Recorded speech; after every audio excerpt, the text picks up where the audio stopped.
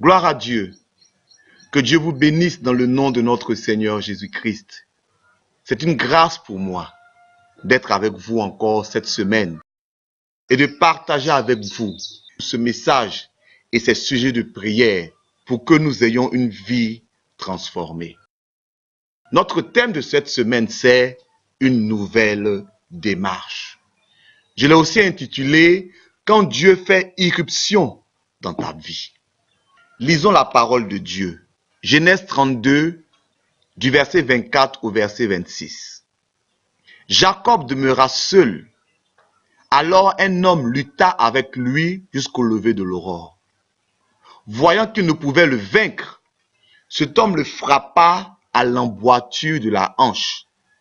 Et l'emboîture de la hanche de Jacob se démit pendant qu'il luttait avec lui. Il dit, « Laisse-moi aller, car l'aurore se lève. » Et Jacob répondit, « Je ne te laisserai point aller, que tu ne m'aies béni. » Que Dieu bénisse sa parole. Bien-aimés, plusieurs d'entre nous connaissent l'histoire de Jacob.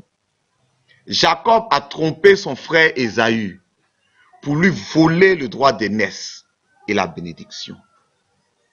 Mais plusieurs années après, Jacob était obligé de rencontrer son frère. Et la nuit devait le rencontrer. Alors que Jacob était seul la nuit, un homme est venu se battre avec lui. Vous savez, Jacob n'a appelé personne. Mais cet homme est venu se battre avec Jacob. En fait, derrière cet homme, c'est Dieu lui-même qui venait affronter et confronter Jacob. Et c'est pourquoi j'appelle cela quand Dieu fait irruption dans ta vie. Jacob n'a pas appelé Dieu cette nuit-là, mais Dieu est venu dans la vie de Jacob. Et comment Dieu est-il venu? Par un combat, par une situation difficile, par une situation douloureuse. Et Jacob, évidemment, essaie de se défendre dans cette situation. Mais Dieu va plus loin. Il frappe Jacob à la hanche. Donc, la situation difficile devient douloureuse.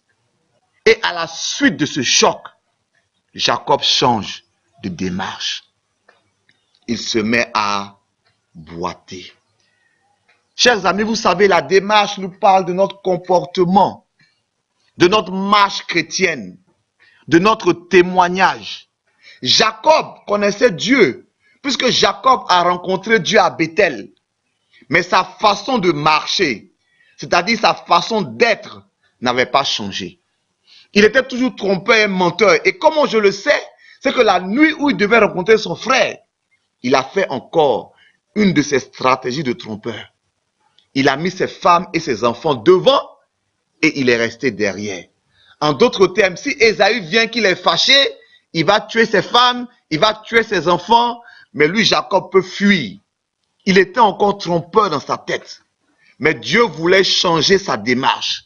Chers amis, quelquefois, il y a des façons d'être en nous.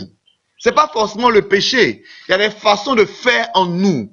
Il y a des façons de penser en nous. Il y a des façons de réagir en nous que Dieu veut transformer. Et parce que Dieu veut les transformer, il fait irruption dans nos vies par des situations parfois difficiles, par des situations parfois douloureuses. Pourquoi? Parce que nous ne voulons pas abandonner notre façon de marcher et Dieu nous agresse et nous frappe à la hanche pour pouvoir nous changer. J'aimerais m'adresser à quelqu'un qui m'écoute maintenant.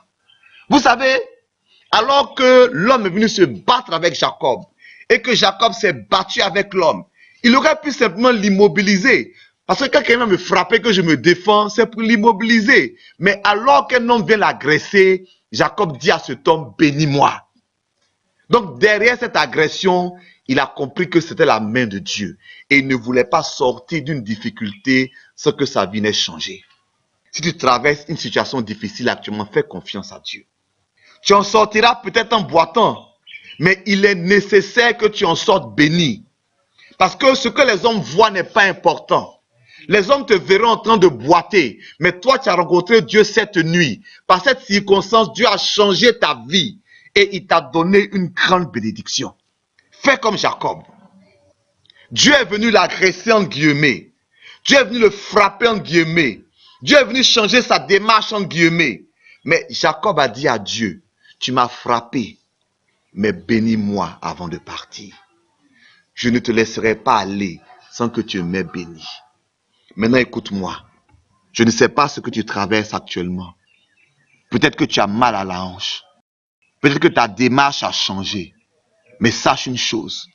C'est que cette situation-là, c'est pour que tu sois béni. Pour que tu sois une autre personne, un autre homme, une autre femme. Et quelle que soit cette situation que tu traverses, il faut que tu en sortes béni.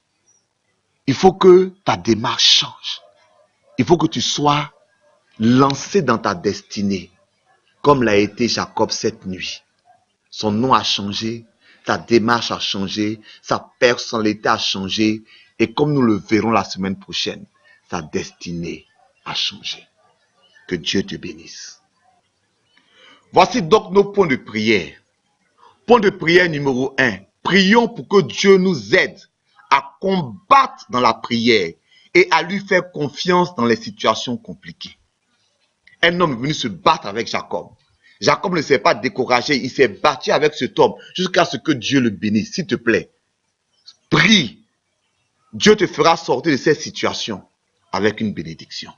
Dans Jacques chapitre 1, le verset 2, il est dit, « Mes frères, regardez comme un sujet de joie complète les diverses épreuves auxquelles vous êtes exposés. » Donc si tu traverses une épreuve, que ce soit pour toi un sujet de joie, un sujet de restauration, un sujet de bénédiction.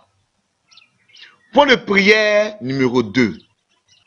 Prions pour que Dieu change notre démarche et que notre comportement, notre marche chrétienne et notre témoignage lui rendent gloire.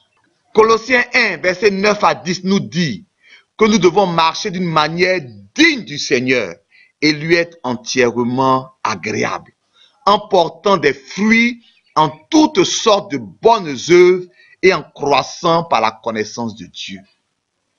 Que Dieu nous aide à changer notre démarche, notre comportement, notre marche chrétienne, notre témoignage. Prions pour que Dieu nous aide à marcher de manière digne de lui et que nous portions des fruits qui lui rendent gloire. Point de prière numéro 3. Prions pour que Dieu transforme nos situations difficiles en bénédiction. Alors que Jacob était en train de se battre, il a dit à l'ange, si tu ne me bénis pas, tu t'en vas pas. Il ne faut pas que tu souffres pour rien. S'il y a une difficulté dans ta vie, il faut que tu en sortes avec une grâce de Dieu. La Bible dit dans Matthieu 5, 4, heureux les affligés, car ils seront consolés. Que Dieu t'apporte la consolation. Que Dieu te bénisse. À la semaine prochaine.